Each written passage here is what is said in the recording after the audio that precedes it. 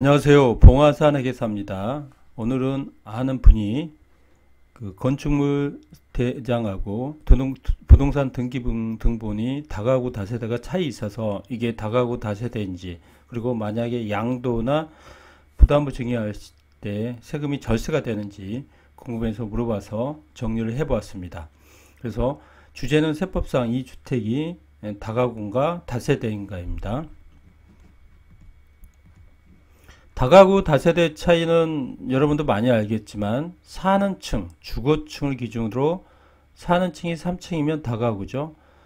다세대는 사는 층이 4층 이상이고, 그러나 필로티, 주차장 있죠. 주차장 층수에 제외가 됩니다. 그래서 필로티가 있으면 4층이 되겠고, 다세대는 필로티가 있으면 5층이 되겠죠.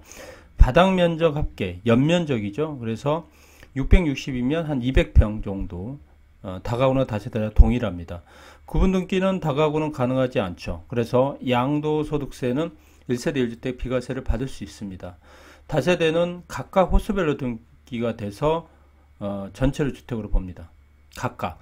그래서 다가구 주택은 1세대 1주택 비과세 유리하고, 2022년 상가는 다가구 주택, 그전에는 주택 면적이 상가 면적보다 크면은 전체를 주택을 보았지만, 2022년 내년부터는 각각 따로 봅니다. 뒤에 언급을 하겠습니다. 자, 마포구에 이렇게 등기부등본에 아는 분 등기부등본인데요. 1층, 2층, 3층은 이렇게 나와 있고, 옥탑에 9 정도 옥탑이 있어요. 이제 옥탑이 이게 옥탑방인지 아닌지는 모르겠지만, 면적이 적은 거 보면 옥탑방은 아닌 것 같고요. 이게 이제 여기 등기부등본상에는 다세대로 나와 있죠. 여기 다세대. 그런데 제가 건축물 대장을 떼어봤어요. 건축물 대장에는 이 계단으로 돼 있고, 여기는 뭐 보시면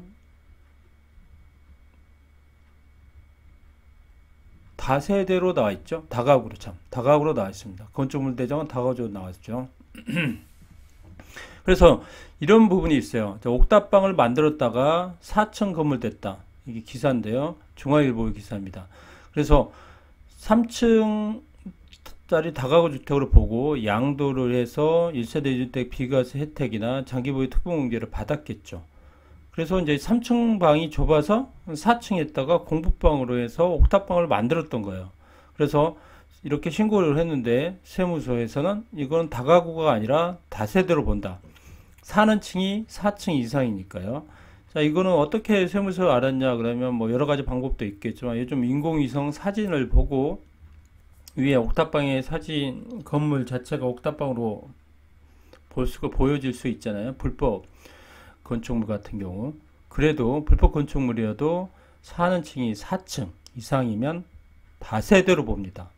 등기부등본상 다가구이고 건축물 대상의 다가구지만 다세대로 본다는 거죠. 그러나 옥탑방 면적이 전체 건축 면적의 8분의 1, 이렇게 여기서는 8분의 1이 넘은 거죠. 넘기 때문에 층수 계산에 포함해서 이건 중과했다는 겁니다.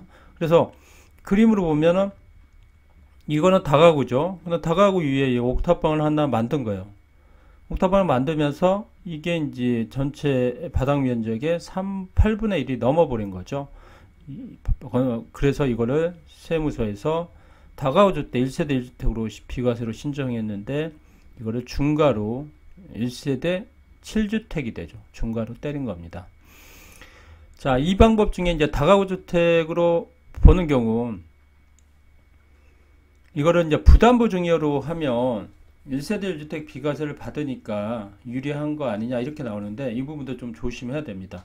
제가 이제 10억짜리가 있는데, 이거를 전세보증금 차입금과 합해서 6억이 있다. 그러면 6억을 10억짜리 6억의 차입금과 보증금이 있는 거를 증여를 하면 6억까지는 부담부 증여로 해서 1세대 1주택 혜택을 받고, 나머지 4억만 순수 증여로 가면 되잖아요. 그래서 이게 되는 줄 알았는데, 예규에 보면 이거는 공동주택으로 본다는 규정이 있습니다. 그래서 이거 부분은 조심해야 됩니다. 그래서 1세대 5주택이 될 수 있습니다. 1세대 1주택 비과세 규정을 적용함에 있어 부담부 증여하는 다가구 주택은 공동주택에 해당된다. 이렇게 나와 있습니다. 소득세법 시행령 155조 규정을 적용함에 있어 부담부 증여하는 다가구 주택은 공동주택에 해당됩니다. 이렇게 나와 있습니다. 그래서 다가구 주택을 부담부 증여로 절세하는 것은 조금 더 고민을 해야 됩니다. 그래서 이제 9억 이상 상가주택 부분이 있죠. 그래서 2022년 이후에 고가 상가주택을 처분한 경우는 면적과 관계없이 주택에 대해서는 1세대 주택에 대해서만 받고 상가가 일부라도 있으면 한 10분의 1이 있다 그래도 상가는 상가 부분으로 가서 과세가 됩니다. 그래서 올해까지는 주택이 상가보다 크면 전체를 주택으로 보서 혜택을 보지만 내년부터는 주택과 상가가 차이가 있으면 상가 면적이 조금이라도 있으면 상가 부분으로 과세가 됩니다. 그래서 상가주택의 경우는 1세대 1주택 상가주택은 양도 시점에 올해 해야 유리가 합니다. 그래서 정리를 해보겠습니다. 다가구는 주거층이 3층, 다세대는 4층, 필로티가 있으면 각각 한 층씩 올라갑니다. 등기 여부로 다가구는 단독 등기, 다세대는 각각 등기 있죠. 호수별 등기입니다. 양도소득세법상 주거층이 4층 이상이면 옥탑방이 8분의 1, 전체 면적 8분의 1이 넘으면 다세대로 봐서 중과가 될 수 있습니다. 그래서 8분의 1이고 주거로 사용 안 하면 만약 8분의 1을 이해하고 주거로 사용 안 하면 다가구로 볼 수 있습니다. 아까 유예 사례 등기부 등본상은 다세대, 건축물 대장은 다가구 있는데 그 사례의 경우는 전체 면적이 8분의 1 이하이고 주거 공간으로 사용하지 않았기 때문에 이거는 다세대가 아닌 다가구로 볼 수가 있습니다. 그래서 다가구로 볼 가능성이 높습니다. 그래서 사용면적 저거 다가구로 보고 다가구 주택은 양도시에 1세대 1주택 9억까지 비과세 장기보유 특별공제 8%씩에서 80%까지 최대 받을 수 있고요.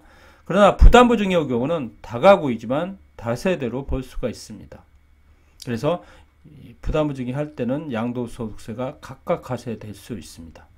자, 2022년 내년부터 주택 면적이 상경 면적보다 클 경우는 올해까지만 전체를 주택으로 보지만 내년부터는 주택 면적이 상경 면적보다 크도 상가는 상가대로 양도소득세를 과세합니다. 그래서 1세대 1주택의 경우에는 다가구 주택은 올해 파는 것이 절세입니다. 그래서 오늘은 다가구와 다세대의 실무적 차이 부분, 실제 등기부 등본하고 건축물 대장의 차이가 있을 때 어떤 걸로 봐야 되는지 부분을 정리를 하였습니다. 감사합니다. 구독 부탁드립니다.